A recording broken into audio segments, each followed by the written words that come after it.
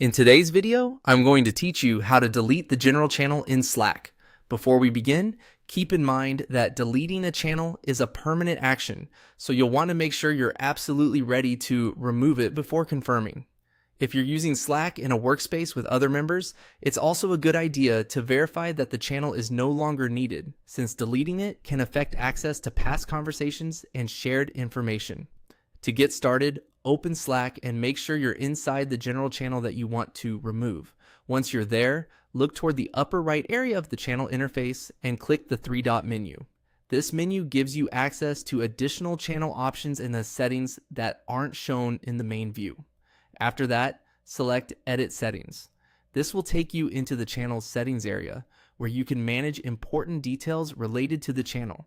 If you don't immediately see the option you need, just take a moment to scan the page carefully, since Slack can place administrative options lower down depending on the layout or window size. Next, click Delete this channel. At this point, Slack will typically display a warning or confirmation screen to make sure you understand that this action is permanent. This is a normal part of the process, and it's there to help prevent accidental deletion. When the confirmation appears, click Yes, permanently delete the channel. This tells Slack that you want to move forward and that you understand the channel will be removed rather than archived or hidden.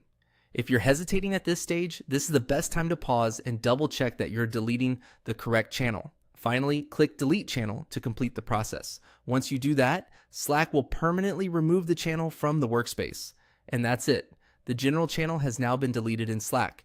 As a final tip, if you don't see these options in your workspace, it may be due to permissions or workspace rules set by an administrator. In that case, you may need the appropriate access level before you can complete the deletion. If everything is available on your screen, though, following these steps should let you finish the process quickly and confidently. Thanks for watching, and I'll see you in the next video.